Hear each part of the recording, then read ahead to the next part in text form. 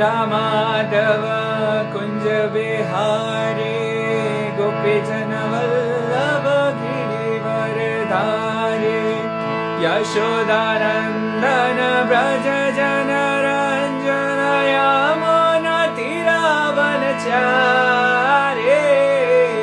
जय राधा माधव कुंज बिहारी गोपी जन वल्लभ गिरिवरधारी जय राधा माधव कुंज बिहारी गोपी जन वल्लभ गिरिवरधारी यशोदानंदन ब्रज जन रंजन यमुना तीरावनचारी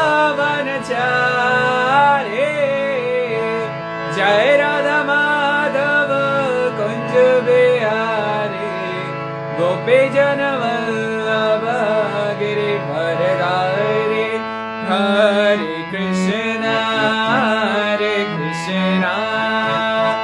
कृष्ण कृष्ण हरे हरे हरे राम राम राम हरे हरे हरे कृष्ण कृष्ण कृष्ण हरे हरे हरे राम राम राम हरे हरे हरे कृष्ण कृष्ण कृष्ण हरे हरे हरे राम राम राम हरे हरे हरे कृष्ण कृष्ण कृष्ण हरे हरे हरे राम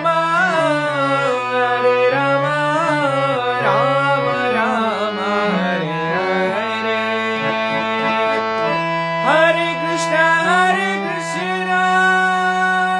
कृष्ण कृष्ण हरे हरे हरे राम राम राम हरे हरे हरे कृष्ण कृष्ण कृष्ण हरे हरे हरे राम राम राम हरे हरे हरे कृष्ण कृष्ण कृष्ण हरे हरे हरे राम राम हरे हरे हरे कृष्ण कृष्ण कृष्ण हरे हरे हरे राम राम हरे हरे हरे कृष्ण कृष्ण कृष्ण हरे हरे हरे राम राम हरे हरे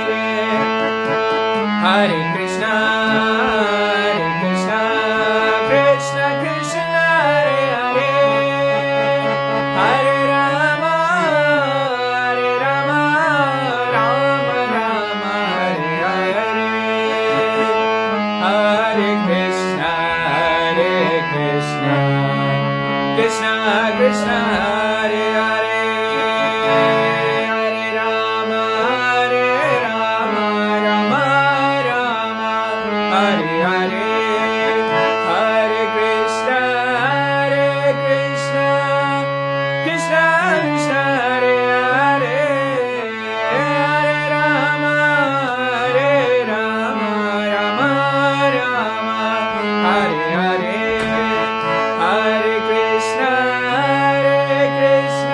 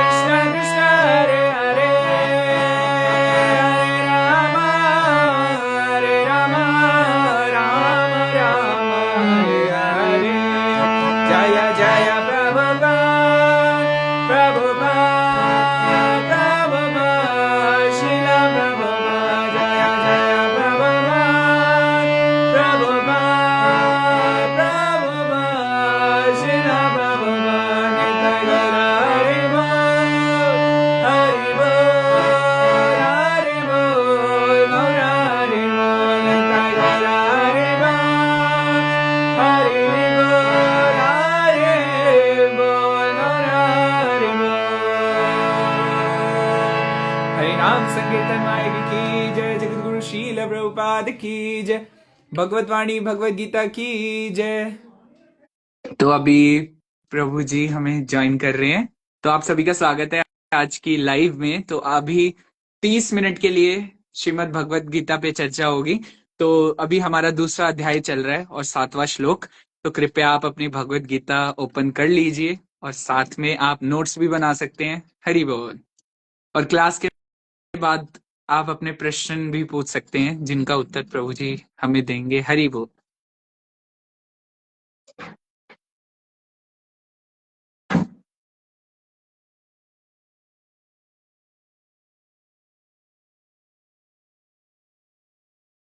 हरे कृष्ण प्रभु जी, दंडवत प्रणाम।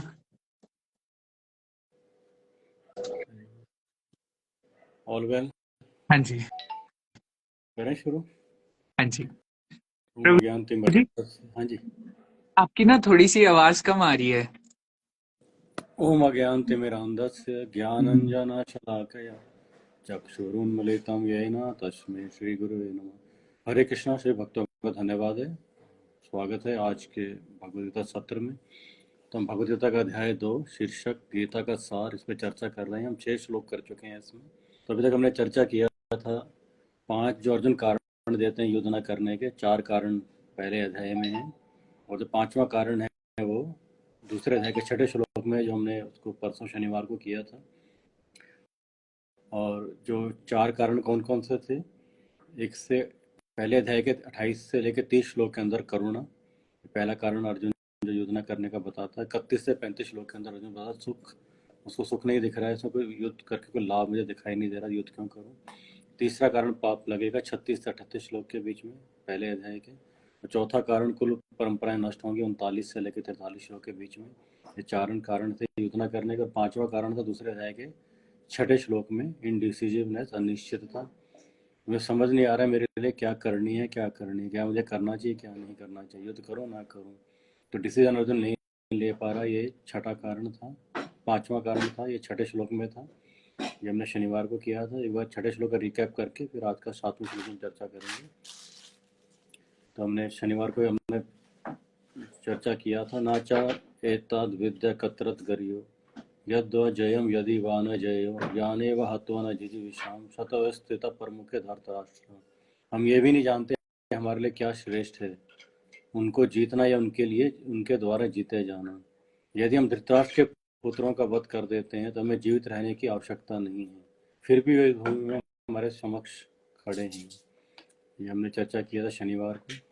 तो इसमें जो अर्जुन है अपना जो अंतिम जो कारण युद्ध न करने को बता रहे हैं कि वो निश्चय नहीं कर पा रहे क्या करना चाहिए, हम जानते नहीं हमारे श्रेष्ठ के। तो अर्जुन जो हमने चर्चा किया था, अर्जुन केवल एक ही चीज को प्रायोरिटी दे रहे हैं, वह श्रेय, कल्याण करे। परम कल्याण किस चीज में है, तो अर्जुन कह रहा हमें समझ में नहीं आ रहा हमारा श्रेष्ठ श्रेय किस में है, उनको जीतना, औरों को जीतना या उनके द्वारा जीते जाना। तो अर्जुन को श्रेय से मतलब है, अल्टीमेट लाभ से मतलब है। तो उसके लिए चाहे हार के वो मिले तो भी चलेगा, लेकिन उसको विजय इतनी इंपॉर्टेंट है कि भगवान कृष्ण को प्राप्त करना चाहता है। वो जो श्रेय है मनुष्य जीवन का, भगवान कृष्ण को प्राप्त करना।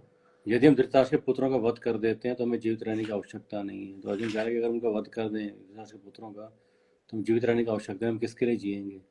फिर भी वे भूमि हमारे समक्ष खड़े हैं। तो हम समझा था कि अर्जुन जो है कितने महान महान व्यक्तित्व है, कितने महान संत हैं। वो ये सोच रहे हैं कि कौरवों के अगर नहीं रहेंगे तो हम किन के लिए जिएंगे। अभी भी जो कौरवों के प्रति हृदय में जो करुणा उनके हृदय में इतनी व्याप्त है। ठीक है, तो उसमें हमने चर्चा की थी सारे के सारे जो गुण हैं भगवान कृष्ण के जो इंस्ट्रक्शन के प्रति श्रद्धा है अर्जुन के मन में, इससे समझ में आता है कि अर्जुन बहुत सचमुच पुण्य आत्मा है। तो यही निष्कर्ष निकलता है अर्जुन सर्वथा मुक्ति के योग्य था। मुक्ति मतलब भगवान की सेवा प्राप्त करना, ये मुक्ति जो श्रीमद् भागवतम में जो मुक्ति की व्याख्या है, मुक्ति यथा रूपम स्वरूपेण व्यवस्थित, अपने स्वरूप में स्थित हो जाना ही मुक्ति है। हमारा स्वरूप क्या है, जीव स्वरूप हो नित्य कृष्ण दास, हम कृष्ण के नित्य दास हैं, शाश्वत एटर्नल सर्वेंट हमारा स्वरूप है, जिसमें पुनः स्थित हो जाना इसको मुक्ति कहा जाता है। तो अर्जुन जैसा महान, जो तुम्हें इतने महान गुण है, करुणा, ये सब जो गुण है अर्जुन के अंदर, साथ में भगवान कृष्ण से गुरु के प्रति उनके शिक्षण में श्रद्धा है, जिनसे समझ में आता है अर्जुन मुक्ति के मतलब भगवान की सेवा प्राप्त करने के, अपने स्वरूप को प्राप्त करने के पूर्णतः योग्य था। तो ये हमने चर्चा किया था पिछले शनिवार को 6ठे श्लोक में। तो आज हमने जो चर्चा करेंगे नेक्स्ट श्लोक 7वें श्लोक में। तो 6 श्लोक बोलने, 6ठे श्लोक के बाद अर्जुन अभी तक क्या चल रहा था, अर्जुन बोल रहे हैं, भगवान सुन रहे हैं। तो पहले अध्याय में भी अर्जुन बोल रहे हैं और भगवान सुन रहे हैं, और अभी तक 6ठे श्लोक तक भी अर्जुन बोलते जा रहे हैं, भगवान सुनते जा रहे हैं। तो अर्जुन अभी तक गुरु बने हुए थे, भगवान कृष्ण उनके शिष्य बने हुए थे, चुपचाप अर्जुन की बातें सुन रहे थे। अर्जुन जो तर्क वितर्क दे रहा था, भगवान सुन रहे थे। तो हम देखते हैं अर्जुन बोल जरूर रहे थे, लेकिन अपने मन गणंत बातें नहीं कह रहे थे। वो अलग अलग शास्त्रों से कोट कर रहे थे, या मैंने बड़ों से परंपरा में सुना ऐसा बोल रहे थे। तो उन्होंने अर्थशास्त्र से बोला कि ठीक है, अर्थशास्त्र के अनुसार हम जो आतताई हैं उनका वध कर सकते हैं, लेकिन धर्मशास्त्र के अनुसार जो हमसे बड़े हैं उनसे तो पलट के भी, वाणी से भी उनको पलट के जवाब नहीं देना चाहिए। हथियार उठाना तो दूर की बात है। धर्मशास्त्र ऐसा कहते हैं। तो अर्थशास्त्र के ऊपर धर्मशास्त्र है। तो अर्जुन जो है भगवान अर्थशास्त्र से बोल रहे हैं, अर्जुन धर्मशास्त्र से बोल रहे हैं, उसके ऊपर वाले शास्त्रों से। तो अर्जुन को ये नहीं पता भक्ति शास्त्र धर्मशास्त्र से भी ऊपर है। भगवान आगे भक्ति शास्त्र से बोलकर अर्जुन के जो सारे जो कारण है युद्ध न करने के संशय उनको निरुत्तर करेंगे। तो ये 7वां श्लोक हम चर्चा करेंगे। 6 श्लोक बोलने के बाद अर्जुन को लगा कि मैं अपने जब तक विचारों को पकड़े हुए हूँ, मैं बोल रहा हूँ, तो मैं और ज़्यादा मैं इसमें भ्रमित होता जा रहा हूँ, अपने कर्तव्य में समझ में नहीं आ रहा है। तो बेहतर होगा अब मैं भगवान से सुनूं। अब अर्जुन सुनना चाहता है। अब तक अर्जुन केवल बोल रहा था, और जितना अर्जुन कारण दे रहा था अलग अलग शास्त्रों से, यहाँ से सुना है वहाँ से सुना है, और भगवान सुन रहे थे, तो उनको बोलकर अर्जुन और ज़्यादा कंफ्यूज हो रहा था, तो समझ ही नहीं आ रहा था मुझे करना क्या चाहिए। तो अर्जुन को लगा बेटर है कि अब मैं भगवान से सुनूं। तो इस श्लोक में अर्जुन जो है भगवान की शरणागति लेकर भगवान से सुनना चाह रहे हैं। तो 7वां श्लोक इसमें अर्जुन बोलेगा, अपने दोष बताएगा, मेरे में क्या दोष है, मेरे को समझ में नहीं आ रहा है, मुझे क्या करना है, इस हम चर्चा करेंगे। 7वां श्लोक आप भी पढ़ सकते हैं अगर आप भगवद गीता अवेलेबल है। कार्पण्य दोषो उपहत स्वभाव परछाम्य त्वां धर्म समूढ़ चेता श्रेयाश्रयात् निश्चितं ब्रूहि तन्मे शिष्यास्तेऽहं शाधि मां त्वां प्रपन्नम्। तो कार्पण्य दोषो उपहत स्वभाव, अर्जुन क्या बोल रहा है, जो मेरा स्वभाव है, हर व्यक्ति का अपना एक स्वभाव होता है। आपका एक अपना स्वभाव है, मेरा अपना स्वभाव है। हर व्यक्ति का अपना स्वभाव एक नेचर होता है, जिसके अकॉर्डिंग वो कार्य करता है। कोई क्षत्रिय का स्वभाव है, अर्जुन का स्वभाव क्या है, क्षत्रिय है, फाइटिंग उसके अंदर एबिलिटी है, फाइटिंग उसके स्पिरिट है, तो क्षत्रिय है, उसका स्वभाव क्षत्रिय का है। तो अर्जुन बोल रहा है उपहत स्वभाव, मेरा स्वभाव ढक गया है। जो मेरा क्षत्रिय का स्वभाव, मुझे पता है मेरा कर्तव्य युद्ध करना है, लेकिन उपहत कवर्ड हो चुका है। किस लिए, कैसे, कार्पण्य दोष, मुझे कार्पण्य दोष हो गया। कार्पण्य होता है कंजूस, कृपण, ये स्किन डिजीज पर पापा जी बोलेंगे। खुद को मैं शरीर समझ रहा हूँ, तो ये जो कृपणता मुझे आ गई है, इस करके अपने धर्म को मैं भूल चुका हूँ। मेरा धर्म क्या है, मेरा स्वभाव क्या है, मैं भूल चुका हूँ। हर व्यक्ति का अपना एक स्वभाव होता है। अगर व्यक्ति अपने स्वभाव के अकॉर्डिंग कार्य ना करे तो मतलब क्या है, वो डिजीज कंडीशन में है, वो अपना स्वभाव उसका ढक चुका है, भूल चुका है मेरा स्वभाव, मेरा नेचर क्या है, मुझे क्या करना चाहिए। हर व्यक्ति अपने नेचर के अकॉर्डिंग कार्य करता है। तो पहले के समय व्यक्ति अपने नेचर के अकॉर्डिंग कार्य करता था। जो रजोगुण में क्षत्रिय होते थे, और जो सतोगुणी व्यक्ति जो होते थे, सतोगुणी स्वभाव जिनका होता था, मोड ऑफ गुडनेस, वो ब्राह्मण होते थे, इंटेलेक्चुअल क्लास, वो गाइड किया करते थे। जो वैश्य होते थे, सतोगुण रजोगुण तमोगुण का मिश्रण होते थे, रजोगुण और तमोगुण का, वो वैश्य होते थे, बिजनेस ट्रेडिंग क्लास, और एग्रीकल्चर ये सब देखते थे, गाय गाय गौ रक्षा ट्रेडिंग। और जो तमोगुण में होते थे प्राय वो सर्विस क्लास से, सेवा दूसरों की सर्विस किया करते थे, बाकी 3 वर्ण की। तो कार्पण्य दोष उपहत स्वभाव, अर्जुन कह रहा है कार्पण्य दोष के कारण अपने स्वभाव जो मेरा ढक चुका है, पृच्छामि, इस करके मैं आपसे पूछता हूँ, तवम, आपसे, धर्म समूढ़ चेता, मैं अपने धर्म को समूढ़ भ्रमित हो चुका हूँ, उसके बारे में धर्म मेरा क्या है उसको भूल चुका हूँ। इस करके मैं पृच्छामि आपसे पूछ रहा हूँ। यह श्रेया श्रेयात निश्चितम ब्रूहितम, यह श्रेया, तुम चर्चा करें बार बार 2 शब्द होते, श्रेय और प्रेय। श्रेय प्रेय होता अभी जो मुझे चाहिए, इमीडिएट। बच्चों को भी खेलने से मतलब प्रेय है, इमीडिएट अभी मुझे क्या मिलेगा, जो भी हमारे इंद्रियों को तृप्ति के लिए सुख चाहिए इंद्रियों को, उसको प्रेय बोलते हैं, अभी चाहिए प्रयास, ये प्रेय। और श्रेयस बोलते हैं श्रेय, जो हमें शाश्वत आगे आगे चलकर हमें जो परमानेंट जो हमें बेनिफिट मिलेगा। जैसे बच्चा अगर पढ़ेगा तो आगे चलकर अच्छा वो सेटल हो सकता है, तो वो उसका श्रेय है, लेकिन अभी खेलना प्रेय है। तो अर्जुन बार बार श्रेय के बारे में चर्चा करता है, अल्टीमेट गोल जो हमें अगले जन्म में या उसके उपरांत जो प्राप्त होता है, भगवान का धाम, भगवान कृष्ण की भक्ति, श्री कृष्ण। तो अर्जुन बार बार श्रेय श्रेय श्रेय बार बार श्रेय शब्द गीता में रिपीट होता रहेगा, अर्जुन उसको पकड़ के बैठेगा श्रेय शब्द को।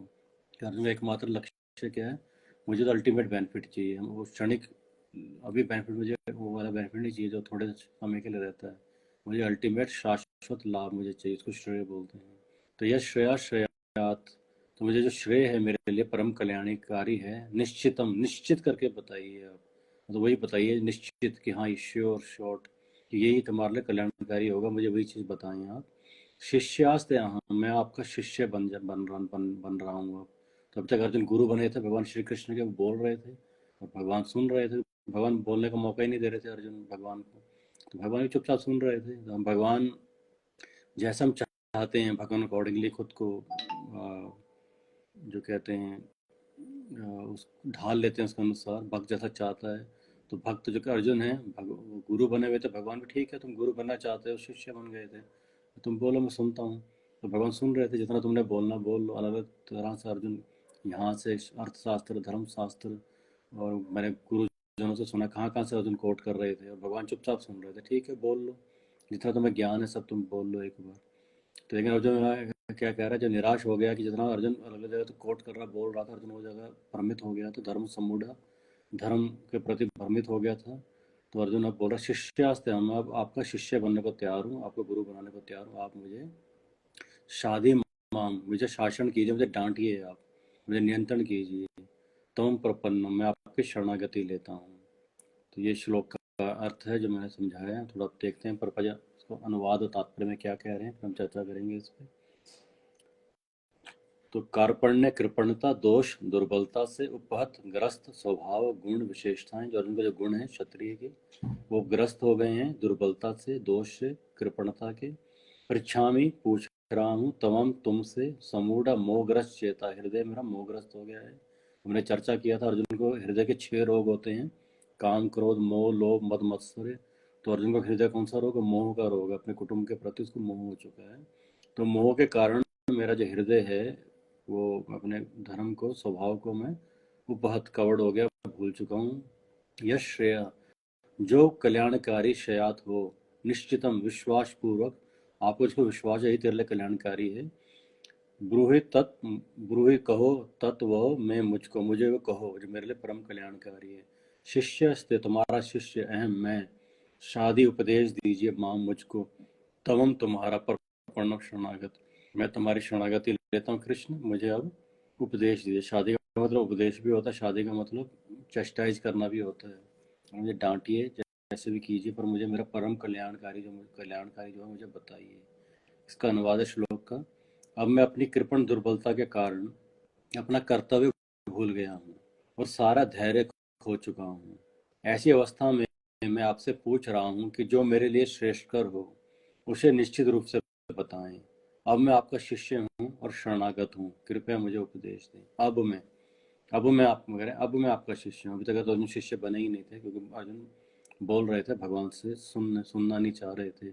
अब अर्जुन भगवान से सुनना चाहते हैं। तो ये सुनने के लिए क्या गुण होने चाहिए इस श्लोक के अंदर बताए गए हैं। अगर हम कोई अच्छा श्रोता बनना चाहता है, अगर भगवान से सुनना चाहते हैं, गुड लिसनर बनना चाहते हैं, उसकी क्वालिटीज़ क्या होती है श्लोक के अंदर है। कौन कौन सी क्वालिटी है, 3 वो इसके अंदर बताई हैं। एक तो पृच्छामि, पूछ रहा हूँ, पूछना, जिज्ञासा करना। दूसरा शिष्यास्ते, शिष्यता स्वीकार करना। और प्रपन्नम, मैं आपके शरणागत होता हूँ। तो कार्पण्य दोष उपस्व पृच्छामि त्वां धर्म समूढ़ चेता, यश्रया शया निश्चितम ब्रूहि तन्मे, शिष्यास्त्याम शादी माम तम प्रपन्नम। तो इस श्लोक में जो 3 गुण है, जो चौथे अध्याय के 34 श्लोक में पढ़ेंगे, श्रवण के जो 3 गुण होते हैं, तद्विधि परिणिपातेन, परिणिपातेन मतलब आपके शरणागति हो लेता हूँ, या प्रपन्नम शब्द से वो यहाँ पे अर्जुन बोल रहे हैं, है ना। परिप्रश्नेन से, परिप्रश्नेन यहाँ पे लिखा पृच्छामि, पूछ रहा हूँ आपसे। सेवया, है ना, सेवा में आप सेवा 3 व्यक्ति जो करना चाहता है, तब जाके जो जो व्यक्ति हैं तद्विधि परिनिपातेन परिप्रश्न सेवया उपदेक्ष्यांति ते ज्ञानम ज्ञानिना तत्वदर्शिन। तो तत्वदर्शी जो है फिर वो ज्ञान प्रदान करते हैं। किसको, पहली कंडीशन क्या, प्रपन्नम, पहले व्यक्ति के शरणागत होना चाहिए। दूसरा सेवा का भाव होना चाहिए, सेवा करना चाहिए उनकी, गुरु के पास जाएं, पहले प्रणाम करें, उसके बाद सेवा करें, फिर अपनी जिज्ञासा करें, है ना। यानी कि सीधा के क्वेश्चन पूछने लग जाए, गुरुदेव I have this such and such question, मेरी ये जिज्ञासा, मेरी ये समस्या है। इस तरह से नहीं, पहले गुरु के पास जाओ, शरणागति लो, उनको शरणागत हो, प्रणाम करो, उनकी सेवा करो, फिर उसके बाद जिज्ञासा करो। तो अर्जुन यहाँ पे बोल रहा है कि प्रपन्नम, मैं आपकी शरणागति लेता हूँ, और जो और मैं आपके पृच्छामि, मैं सेवा, मैं आपसे पूछ रहा हूँ। और शाधि माम, आप मुझे सेवा दीजिए, मुझे डांटिए, मुझे उपदेश दीजिए, जैसे मुझे आपने ढालना है मुझे ढालिए, लेकिन मुझे अपनी शरणागति में लीजिए, और मेरी जिज्ञासा जो है उसको, जो मैं जानना चाह रहा हूँ उसको बताइए। तात्पर्य प्रभुपाद जी बोल रहे हैं आगे। तो वैसे तो क्वेश्चन आपको श्लोक समझ में आ गया होगा, श्लोक में क्या है मैंने आपको बता दिया। तात्पर्य समझते हैं डिटेल में समझने के लिए प्रभुपाद जी कृपण, जो कार्पण्य दोष को क्या बोल रहे हैं, कृपणता। तो कृपण आप समझते हैं, दो, जो कृपण होता है कंजूस को बोलते हैं कृपण, और जो दूसरा होता है उदार। तो एक तो कंजूस लोग आप जानते हैं, कंजूस कौन होता है ना, कंजूस कौन होता है, जिसके पास जो वस्तु हो उसका इस्तेमाल ना करे, उसको बोलते हैं कंजूस। तो और कष्ट में रहता, कोई व्यक्ति होता है बहुत धन होता है लेकिन उसको तिजोरी में रखते हैं, बैंक में रखते हैं, यूज़ नहीं करते, बड़े ही गरीबी से रहते हैं, बड़े ही मतलब तंगी से रहते हैं, और खुद तो तंगी से रहते हैं, अपने परिवार वाले भी उनके कारण कष्ट में रहते हैं। इस तरह की कथा श्रीमद् भागवत में भी आती है अवंती ब्राह्मण की। तो बहुत धनी व्यक्ति था, लेकिन अपने जो पैसा धन को इस्तेमाल नहीं करता था, ना अपने परिवारजनों को इस्तेमाल करने देता था, कि नहीं। लेकिन बाद में आगे चलकर तो उसके परिवार ने उसका सब कुछ छीन लिया, उसको फिर बहुत तकलीफ से वो गुजरा। तो जो कृपण व्यक्ति होता है, जो कंजूस होता है, उसके पास होते हुए भी उस चीज़ का इस्तेमाल नहीं करता, उसको बोलते हैं कृपण। धन है लेकिन फिर भी परेशानी में रह रहा है, उसको बोलते हैं कृपण, कंजूस। ऐसे हम सब भी कृपण हैं, कंजूस हैं, कि हमारे पास क्या धन है, ये जो मनुष्य देह है, मनुष्य जो जीवन है, ये धन है। ये धन बड़ी ही मुश्किल से मिलता है, सरलता से मनुष्य देह प्राप्त नहीं होती है ना। 84 लाख योनि में घूमने के बाद ये सबसे कीमती शरीर मिलता है, ये मनुष्य देह मिलती है। इस मनुष्य देह किस लिए मिली है, मनुष्य देह पाया राधा कृष्ण नाम भजिया, जानिया सुनिया विष खाई। महान आचार्य बोलते हैं कि मनुष्य देह, नरोत्तम दास ठाकुर, मनुष्य शरीर मिलने के बाद राधा कृष्ण का भजन नहीं किया तो उसने क्या किया, जानबूझकर विष खाई, जहर खा लिया। तो मनुष्य जैसे कि वो कृपण व्यक्ति, कंजूस व्यक्ति, जो उसने तिजोरी में पैसा रखा, यूज़ नहीं कर रहा है, तो कितने अच्छे से अपना जीवन वो आराम से बिता सकता था, और उस पैसे को इन्वेस्ट करके बढ़ा भी सकता था वो। लेकिन कंजूसी के कारण उसने उसको इस्तेमाल नहीं किया, ना परिवार वालों को इस्तेमाल करने दिया, और बड़े ही कष्टदायी स्थिति में रह रहा है। उसी तरह से हम जब मनुष्य शरीर प्राप्त करने के बाद राधा कृष्ण का भजन नहीं करते, भगवान का भक्ति नहीं करते, जिससे हमें शाश्वत जीवन मिल जाता है, इटर्नल जीवन भगवान के धाम में, जहाँ जन्म मृत्यु जरा व्याधि कुछ नहीं है, कोई परेशानी नहीं, आनंद ही आनंद है, वो प्राप्त हम कर सकते थे। लेकिन उस कंजूस की तरह तिजोरी में पैसा रखकर यूज़ नहीं कर रहा, हम भी अपने शरीर मनुष्य देह को इस्तेमाल नहीं कर रहे हैं भगवान को प्राप्त कर, जिसके लिए वो मिला है, उसको संभाल के रखे हुए हैं कि भक्ति नहीं करेंगे इससे, बस जिसका पर्पज है। अगर हम करेंगे तो हमारा जो मनुष्य देह है उसे हम कितना शाश्वत जीवन, शाश्वत धाम में, शाश्वत भगवान के साथ आनंद में प्राप्त कर सकते हैं। तो तात्पर्य प्रभुपाद जी बोल रहे हैं गुरु की आवश्यकता, क्योंकि अर्जुन यहाँ पे गुरु धारण कर रहे हैं, भगवान के गुरु बनाकर शिष्य बनना चाह रहे हैं। तात्पर्य प्रभुपाद जी बता रहे हैं कि गुरु कितने अनिवार्य हैं, शिष्य बनना कितना अनिवार्य है। क्योंकि कईयों को लगता है कि हमारे जीवन में तो कुछ परेशानी है ही नहीं, हमें गुरु की आवश्यकता क्या है। तो पहली लाइन में प्रभुपाद जी तात्पर्य में कह रहे हैं, ये प्राकृतिक नियम है कि भौतिक कार्यकलाप की प्रणाली ही हर एक के लिए चिंता का कारण है। तो प्रभुपाद जी बोल रहे हैं ये प्रकृति का नियम है, नेचर लॉ है ये, कि जो भौतिक कार्यकलाप, जो नेचर, जो प्रकृति जैसे काम करती है, अपने आप ही हर किसी को चिंता में व्यक्ति पड़ जाता है ना।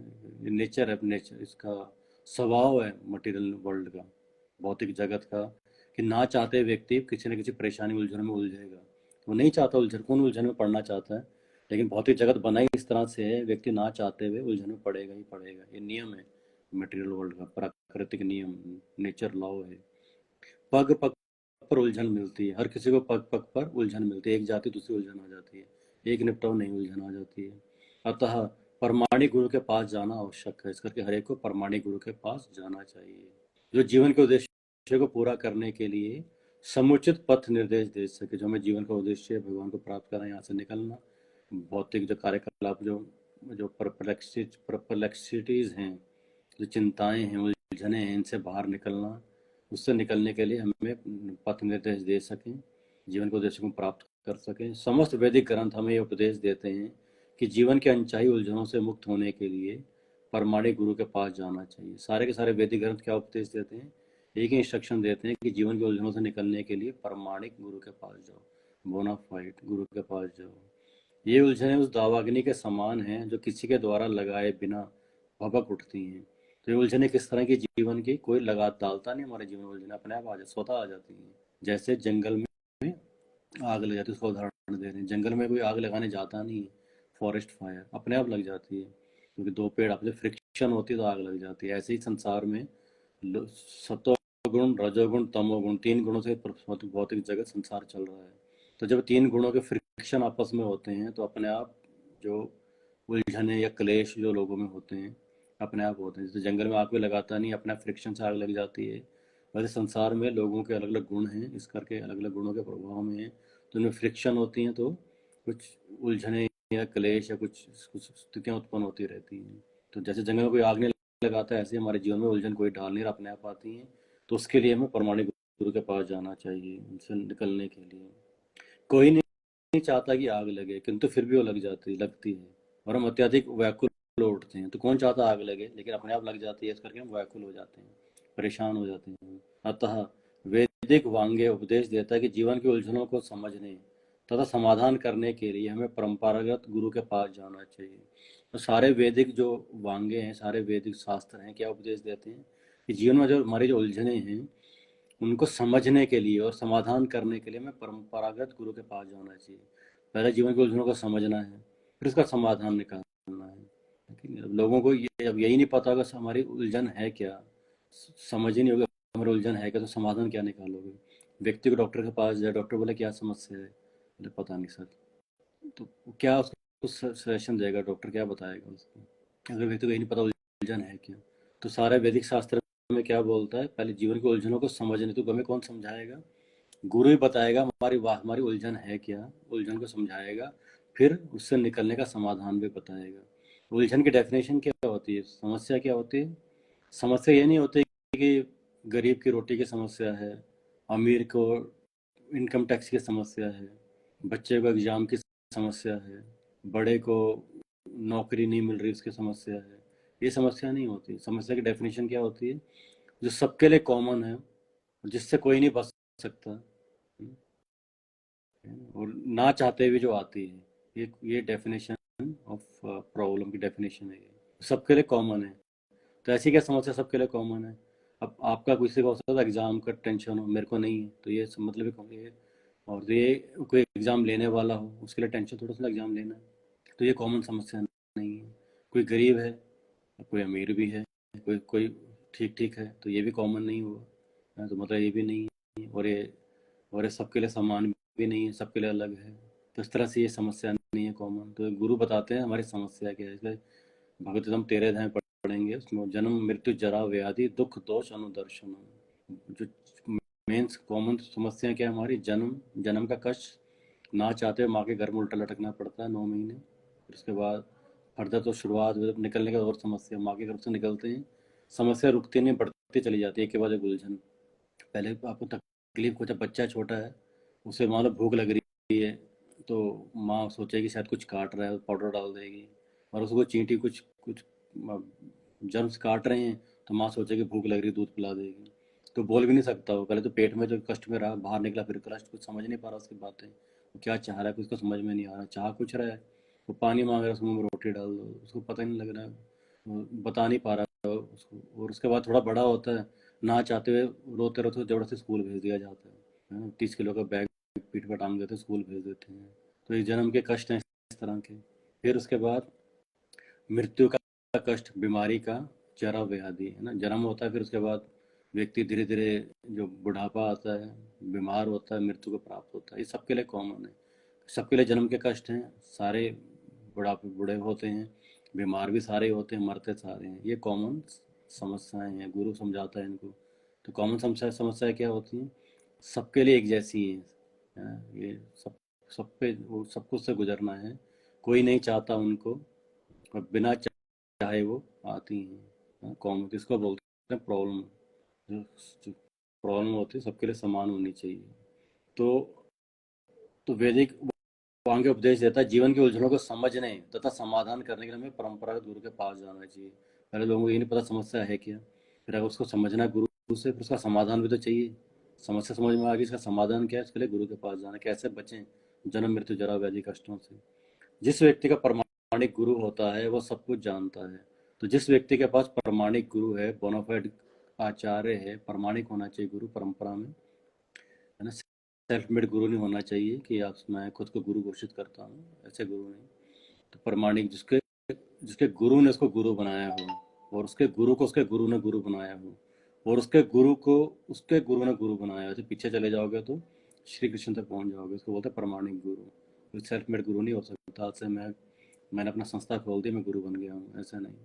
ठीक है ना, सेल्फ मेड नहीं होना चाहिए। It must be authorised by his predecessor guru. उसके पूर्ववर्ती गुरु के द्वारा उसको अथोराइज किया होना चाहिए, परंपरा में होना चाहिए। इसको बोलते हैं प्रामाणिक। लेकिन अब अपने आप सीबीएसई स्कूल नहीं खोल सकते घर में, अपना 3 मंजिला अपने कहीं पर प्लॉट ले लिया, बिल्डिंग बना ली और बोला सीबीएसई का बार बोर्ड लगा दिया। ऐसे सीबीएसई नहीं बनेगा, ऑथोराइज होना चाहिए, ठीक है, गवर्नमेंट के द्वारा। तो जिस व्यक्ति के पास प्रामाणिक गुरु होता है उसको वो सब कुछ जानता है। आचार्य माँ विजानियात। जिसके पास प्रामाणिक आचार्य होते हैं, गुरु होता है, सब जानता है वो, ऑल नोइंग। अतः मनुष्य को भौतिक उलझनों में न रहकर गुरु के पास जाना चाहिए। तो व्यक्ति को भौतिक उलझनों में ही फंसा रहना चाहिए। कोई बात नहीं, ये समस्या कोई नहीं, दूसरी ये भी निकल जाएगी, दूसरी समस्या इसको भी निकाल लेंगे, इसको लगे रहेंगे, उससे नहीं, उससे उसमें रहकर पड़े नहीं रहना चाहिए भौतिक समस्याओं की। हमारे तो जीवन ही ऐसा है जी, तकलीफ ही तकलीफ है, कष्ट ही कष्ट है, क्या करें, भाग्य ही खोटा है। ऐसे नहीं सोचना चाहिए। समाधान के लिए गुरु के पास जाना चाहिए। यही श्लोक का तात्पर्य, श्लोक यही बताना चाहता है कि जीवन के उलझनों से निकलने के लिए गुरु के पास। जैसे अर्जुन है, उसको समझ में नहीं आ रहा करूं क्या। कई बार हम ऐसी स्थिति में पड़ जाते हैं, समझ नहीं आता, शुड आई डू दिस और शुड आई डू डैट। मैं ये करूं कि मुझे वो करना चाहिए, मैं वहां जाऊं यहाँ जाऊं, उससे बात करूं इससे बगैर ना करूं। ऐसे जो उलझने होती हैं तो हमें गुरु के पास जाना चाहिए। आखिर भौतिक उलझनों में कौन सा व्यक्ति पड़ता है, कौन पड़ता है भौतिक उलझनों में? वो तो जीवन की समस्याओं को नहीं समझता। जिसको जीवन की समस्या नहीं पता वही भौतिक उलझनों में पड़ता है। जैसे मैंने बताया, जिसको वास्तविक समस्या समझ में आ जाएंगी तो वो भौतिक उलझन में पड़ेगा ही नहीं, है ना। जिसको जीवन की समस्या पता है, समस्या है कि जन्म मृत्यु जरा व्याधि 3 तरह के तेरे ताप हैं, ठीक है ना। दूसरों के द्वारा दिए गए कष्ट, शरीर और मन हमारा जो कष्ट देता है, और हमें भौतिक प्रकृति के द्वारा आते हैं। ठीक है, डिटेल में कभी और बात कर सकते हैं इसके ऊपर। तो ये उसके व्यक्ति के भौतिक उलझन उसके जीवन में आती हैं, जीवन की समस्या को नहीं समझता।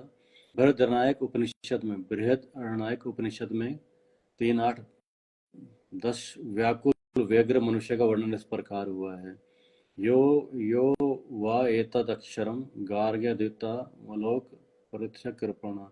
कृपण कंजूस वो है जो मानव जीवन की समस्याओं को हल नहीं करता और आत्म साक्षात्कार के विज्ञान को समझे बिना कुकर शुकर की भांति संसार को त्याग कर चला जाता है। तो कृपण की व्याख्या क्या कर रहे हैं, ये जो बृहद अरण्यक उपनिषद में क्या व्याख्या की गई है? कृपण कंजूस कौन है? जो मानव जीवन की समस्याओं का हल नहीं करता। मानव जीवन मनुष्य की समस्याएं क्या है? जन्म मृत्यु जरा व्याधि 3 ताप। इनकी उलझनों का इनका हल नहीं करता और आत्म साक्षात्कार के विज्ञान को खुद को समझे बिना कि मैं कौन हूँ, अपने को समझे बिना, विज्ञान को समझे बिना कुकर शुकर में कुत्ते सुअर की तरह संसार को त्याग कर चले जाता है। जैसे लोग आते हैं, उनको पता नहीं हम संसार में क्यों आए, और संसार से क्यों, क्या करने के लिए आए हैं, और यहाँ से क्यों जाना है, कहाँ जाना है, इसको पता नहीं। ऐसे जानवर को भी नहीं पता, ऐसे अगर मनुष्य को भी नहीं पता तो वो भी फिर कृपण है ऐसा व्यक्ति। जीव के लिए मनुष्य जीवन अत्यंत मूल्यवान निधि है। तो मनुष्य जीवन बहुत मूल्यवान, बहुत जो काफ़ी जो प्राइसलेस गिफ्ट है हमारे को, जो मनुष्य जीवन, जिसका उपयोग अपने जीवन की समस्याओं को हल करने में कर सकता है। हम मनुष्य जीवन के माध्यम से अपने जीवन की समस्या हमेशा के लिए हल कर सकते हैं। दोबारा नहीं, बार बार जन्म मृत्यु जरा व्याधि प्राप्त करने की आवश्यकता नहीं है। इस मनुष्य जीवन में इसका हम सॉल्यूशन निकाल सकते हैं। अतः जो उस अवसर का लाभ नहीं उठाता कृपण है। जो इसका लाभ नहीं उठाएगा मनुष्य जीवन प्राप्त करने के बाद, समस्या को निवारण नहीं करेगा, उसे कृपण कंजूस बोला जाता है। ब्राह्मण, कृपण के ऊपर दूसरा शब्द क्या है? उदार जो होते हैं ब्राह्मण बोलते हैं। कृपण एक ब्राह्मण। तो ब्राह्मण कौन है? ब्राह्मण इसके विपरीत होता है, जो इस शरीर का उपयोग जीवन की समस्त समस्याओं को हल करने में करता है। जो सोचता है मनुष्य जीवन मिला अपनी समस्या को हल करूं, उसको ब्राह्मण बोलते हैं। तो ये एतादक्षरम गार्गी विदित श्यामलम लोक प्रीति च ब्राह्मण। देहात्म बुद्धि वश कृपण या कंजूस लोग अपना सारा समय परिवार, समाज, देश आदि के अत्यधिक प्रेम में गंवा देते हैं। तो कृपण लोग के बारे में बता रहे हैं या कंजूस लोग के बारे में। देहात्म बुद्धि, जो खुद को देहात शरीर मानते हैं। देह आत्म बुद्धि, आत्मा तो मैं, बुद्धि, बुद्धि क्या, मैं क्या हूँ, देह ये शरीर मैं हूँ। ऐसी बुद्धि वाले कृपण या कंजूस लोग होते हैं, अपना सारा समय कहाँ गंवाते हैं? परिवार के लिए, समाज के लिए, देश आदि के लिए अत्यधिक प्रेम में गंवा देते हैं। मनुष्य प्रायः चरम रोग के आधार पर अपने पारिवारिक जीवन अर्थात पत्नी, बच्चों तथा परिजनों से में आसक्त रहता है। चर्म रोग में चमड़ी, स्किन डिजीज की मैं खुद को स्किन मान रहा हूँ, शरीर मान रहा हूँ, तो ये मेरे स्किन से जो रिलेटेड हैं वो मेरे परिवार वाले। चर्म रोग, स्किन डिजीज से व्यक्ति उसके आधार पर क्या सोचता है? आसक्त रहता है अपने पारिवारिक जीवन से, पत्नी, बच्चों, परिजनों में आसक्त रहता है। कृपण ये सोचता है कि अपने परिवार को मृत्यु से बचा सकता है। कंजूस व्यक्ति क्या सोचता है? मैं अपने परिवार को कष्टों से, मृत्यु से बचा लूंगा। अथवा सोचता है उसका परिवार या समाज उसे मृत्यु से बचा सकता है, या उसका परिवार, उसका समाज उसको मृत्यु से बचा ले। अर्जुन सोच रहा है, अर्जुन कृपण ने यहाँ पे बना हुआ है, उसको लग रहा है मैं युद्ध नहीं करूंगा तो मेरे कुटुंब वाले बच जाएंगे, उनकी मृत्यु नहीं होगी कभी।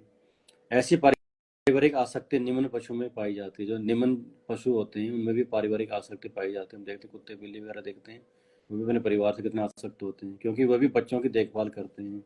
बुद्धिमान होने के कारण अर्जुन समझ गया कि पारिवारिक सदस्यों के प्रति उसका अनुराग तथा मृत्यु से उनकी रक्षा करने की उसकी इच्छा ही उसके उलझनों का कारण है। तो अर्जुन बुद्धिमान तो समझ में आ गया, उसकी उलझन का कारण क्या है?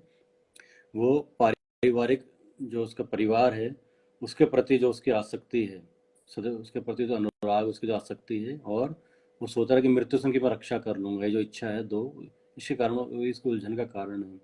यद्यपि वो समझ रहा था युद्ध करने का कर्तव्य, उसकी प्रतीक्षा कर रहा था, समझ में आ रहा है कि मेरा युद्ध करने का जो मैं मेरा कर्तव्य है वो मेरी वेट कर रहा है, किंतु कृपण दुर्बलता, कार्पण दोष के कारण वो अपना कर्तव्य नहीं निभा रहा था।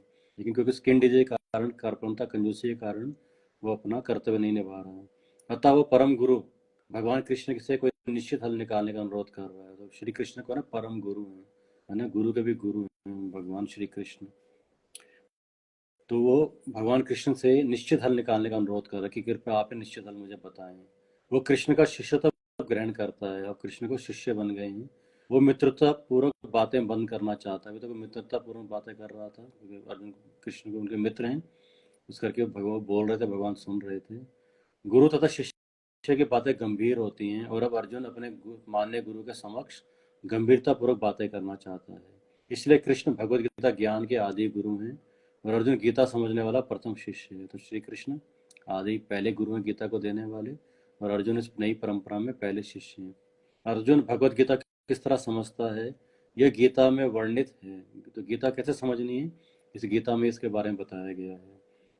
जैसे अभी हमें समझने का प्रयास किया, तीन चीजें अर्जुन जिसमें क्वालिटी है सब समझने की, श्रवण करने की, क्या क्या है? प्रपन्नम, शरणागति लेना, और शादी माम, सेवा करना, मुझे आप डांटिए, सेवा कराइए जो मुझे, और तीसरा जो है पृच्छामी, आपसे पूछ रहा हूँ।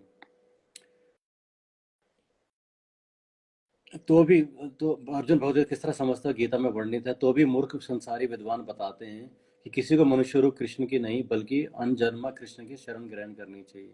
तो कुछ मूर्ख संसारी विद्वान टीकाकार हैं जो क्या बोलते हैं, अर्जुन यहाँ श्री कृष्ण की शरण ले रहा है कि अर्जुन कृष्ण की शरण लेने की आवश्यकता नहीं है जो मनुष्य रूप सामने खड़े हैं, बल्कि जो अजन्मा कृष्ण है, मतलब जो अंदर हमारे कृष्ण है उसकी शरण लेनी चाहिए। लोग ऐसे बोलते हैं कि जो अनबोर्न कृष्ण है उसकी शरण लेनी है, जो कृष्ण सामने मनुष्य रूप में उनकी शरण नहीं लेनी है ना, तो अननोन उसकी शरण लेनी चाहिए।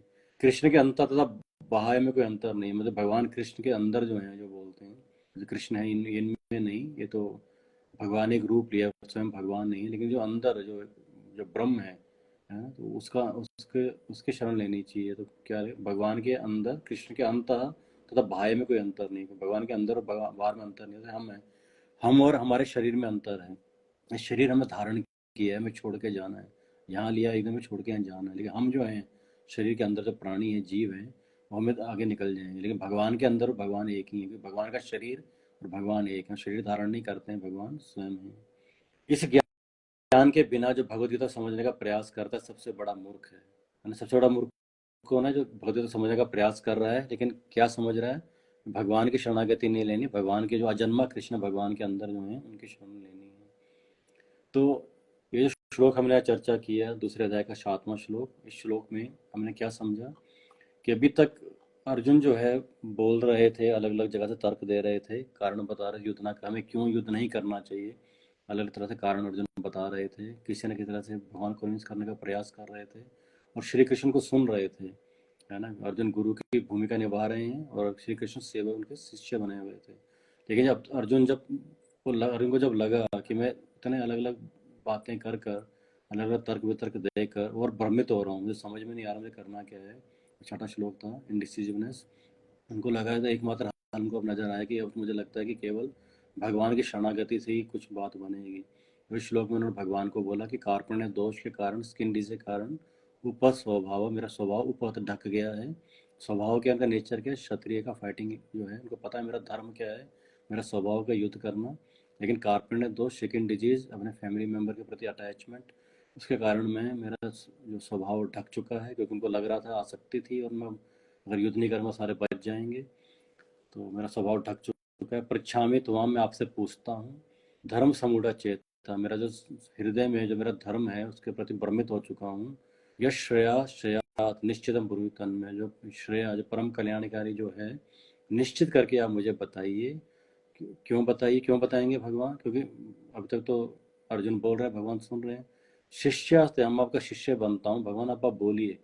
अभी तक अर्जुन बोलने नहीं दे रहे थे, अर्जुन बोल रहे हैं मैं आपको शिष्य बनता हूँ, शादी मांग, मुझे शासन कीजिए, मुझे सेवा कराइए, मुझे डांटिए, है ना, मेरा और मुझे ज्ञान दीजिए, तब हम प्रपन्नम, मैं आपसे पूछ रहा हूँ। अब अर्जुन पूछ रहे हैं, तो अभी तक अर्जुन बोल रहे थे, भगवान सुन रहे थे, अब अर्जुन यहाँ से बोलना शुरू करेंगे, पूछना शुरू करेंगे।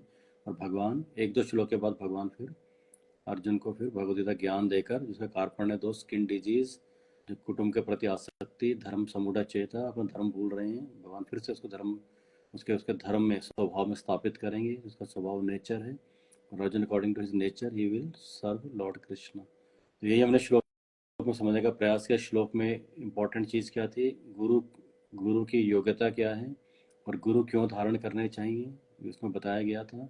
और शिष्य की योग्यता क्या है, जो श्रवण करने के 3 क्या गुण होने चाहिए। इस श्लोक में 3 चीज़ें थी, शरणागति, प्रपन्नम, है ना, भगवान का सेवा करना और भगवान से पूछना, 3 चीज़ें होनी चाहिए। ये 4:34 गीता में आगे जाके पढ़ेंगे। तो किसी को भी जिज्ञासा हो आप कर सकते हैं, क्वेश्चन, कमेंट, टिप्पणी। हरे कृष्ण। हरे कृष्णा प्रभु जी, thank you for the wonderful class. Thank you. Hare Krishna. थोड़ा फिलोसफिकल ज़्यादा था आज, लेकिन इम्पोर्टेंट, गीता का सबसे इम्पोर्टेंट श्लोक कह सकते हैं इसको, क्योंकि यहीं पे जाकर अर्जुन शरणागत होता है। जब तक हम शरणागत नहीं लेते, किसी के सरेंडर नहीं होते, तो सामने वाला हमें बताएगा नहीं, लेकिन वो हमें तभी बताएगा जब उससे सुनने को तैयार होंगे। तो अब तक अर्जुन सुनने को तैयार नहीं थे, श्लोक में अगर अर्जुन सुनने को तैयार हुए हैं, तो ये जो श्लोक है ये टर्निंग पॉइंट है भगवद गीता का। ठीक है ना। हरे कृष्ण। प्रभु जी, जैसे अर्जुन ने यहाँ पर सरेंडर किया भगवान को, हाँ जी।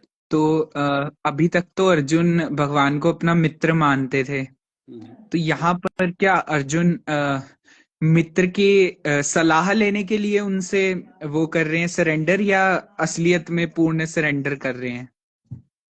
हाँ, तो आपका क्वेश्चन काफ़ी अच्छा है। तो यहाँ पर जो अर्जुन है, अभी तक अर्जुन भगवान कृष्ण को अपना मित्र मान रहा था, लेकिन इस श्लोक में आकर अर्जुन क्या बोल रहा है, अर्जुन को लगा मित्रता पूर्वक बातें करने से, तात्पर्य में लिखा है, मुझे लग रहा है कि हल नहीं मिलेगा, है ना। तो अब मैं आपको गुरु मानकर मैं गंभीरता पूर्वक आपसे पूछना चाहता हूँ। तात्पर्य में लिखा प्रभुपाद जी ने कि शिष्य और गुरु के बीच में जो वार्ता गंभीर होती है, अब अर्जुन गंभीर वार्ता करना चाहता है, तो इस करके अर्जुन जो है श्री कृष्ण को अपना गुरु मानकर अब उनसे यहाँ पे अपने प्रश्नों का उत्तर मांगेगा।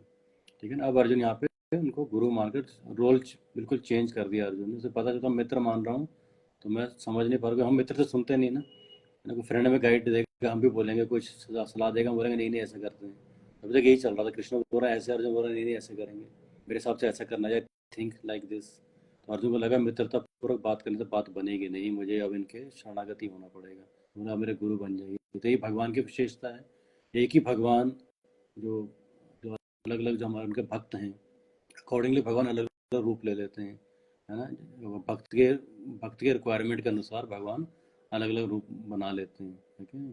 रामादि मूर्ति से कला नियमांतिष्ठान, है ना, ब्रह्म संहिता में बोलते हैं, किसी को राम रूप में राम चाहिए, किसी को श्याम चाहिए, किसी को वामन चाहिए, किसी को नरसिंह चाहिए, भगवान ऐसे अलग अलग रोल निभाते हैं।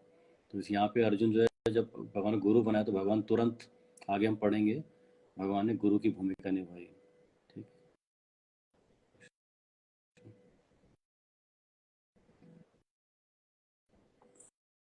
हाँ जी प्रभु जी, thank you. Thank you, welcome. और प्रभु जी, बाकियों अभी तो कोई प्रश्न नहीं आया। वो पिछली क्लास में ना एक चीज रह गई थी, एक प्रभु ने ना बोला था कि उनको ना टीबी है, तो उनको काफी प्रॉब्लम आ रही है।